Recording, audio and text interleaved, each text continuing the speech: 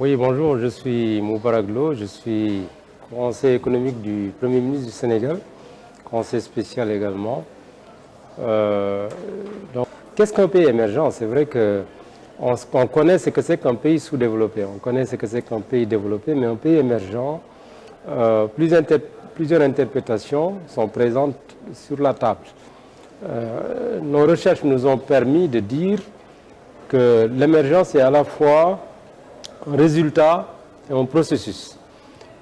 On peut dire qu'un pays émergent ou un pays émergé, parce que je vais faire la distinction tout à l'heure, c'est un pays qui attire l'attention par sa valeur.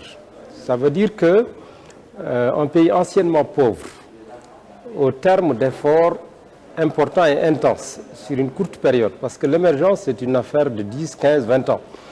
Donc ce n'est pas une affaire de 100 ans. Je pense que tout homme politique qui viendrait à la tête d'un pays proposer à la population d'être émergent d'ici 2100, personne ne l'écouterait. Mais maintenant, devenir totalement développé en 2100, ça c'est quelque chose que vous pouvez mettre sur la table. Parce que n'oubliez pas que même l'Afrique a mis en place un agenda 2063 où on parle d'une Afrique pleinement intégrée dans l'économie mondiale et comptée parmi les pays développés.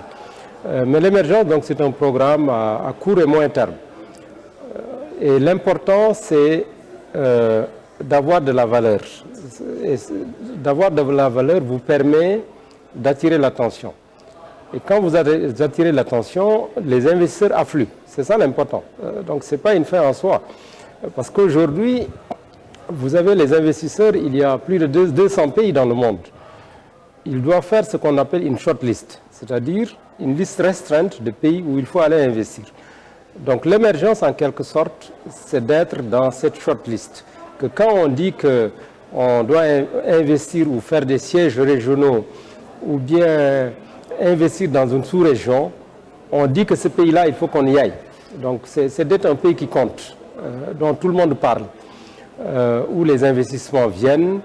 Un pays également qui est présent sur les marchés mondiaux. Donc il faut que ce soit un pays, à travers ses exportations, qui soit également dynamique. Bien évidemment, c'est un pays aussi qui doit obtenir un minimum de richesse, parce que vous ne pouvez pas être un pays où les populations sont très pauvres et vous dire émergent, même si vous êtes dynamique sur les marchés mondiaux et que les investisseurs affluent. Donc il y a dans les pays émergents en général une classe moyenne importante qui possède un revenu, qui a un niveau d'éducation, un niveau de santé, qui est bien logé, également des infrastructures qui fonctionnent. Donc c'est vraiment une transition vers le développement intégral.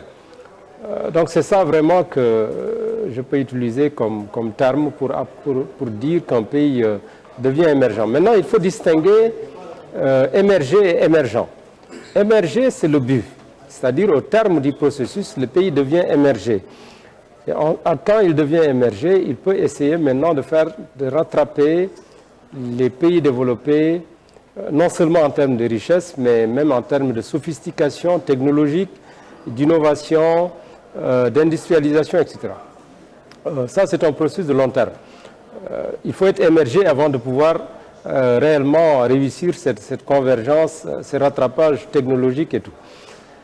Maintenant, le processus qui permet au pays de devenir émergé, c'est le processus d'émergence. Et le pays qui traverse ce processus, on peut dire que c'est un pays émergent, avec G-E-A-N-T, donc émergent, qui est en train d'émerger. Donc c'est comme ça, c'est un processus vertical. Parce que vous étiez dans une trappe de pauvreté, c'est comme si vous aviez des handicaps qui vous maintiennent dans un trou, dans une trappe, et les efforts que le gouvernement, que le secteur privé, que toute la société ensemble mène, permettent au pays, au terme de 10, 15, 20 ans, de pouvoir devenir un pays émergé. Maintenant, quelle est la contribution moi, je suis conseiller du Premier ministre, comment contribuer pour l'émergence? Bien évidemment, nous sommes chargés de la coordination du travail gouvernemental, donc nous avons un rôle important pour pouvoir d'abord comprendre le phénomène d'émergence et faire en sorte que toutes les actions du gouvernement soient en phase avec les exigences de l'émergence. Les citoyens, bien évidemment, ont leur rôle à jouer, parce qu'on ne peut pas émerger en dehors des citoyens. Ils doivent être les acteurs même dans la phase de réflexion, on doit penser l'émergence ensemble, on doit définir ensemble les conditions d'émergence et ensuite mettre en œuvre l'émergence et les fruits qui sortiront du travail, c'est les citoyens qui doivent en bénéficier. C'est valable pour le niveau africain parce que toutes les réflexions qu'on mène au niveau du Sénégal, on pourra les partager avec nos frères africains. En tout cas, ce que je voudrais que les internautes qui nous écoutent retiennent de cet échange, c'est de comprendre que l'émergence, c'est un processus qui mène à un résultat. L'important, c'est d'avoir de la valeur. Donc il faut bâtir de la valeur dans le cadre d'une mobilisation de toute la société autour du gouvernement pour pouvoir atteindre l'émergence. Et ensuite, il faut que le fruit de l'émergence soit partagé par tous. C'est ça qui permet de rendre le processus irréversible.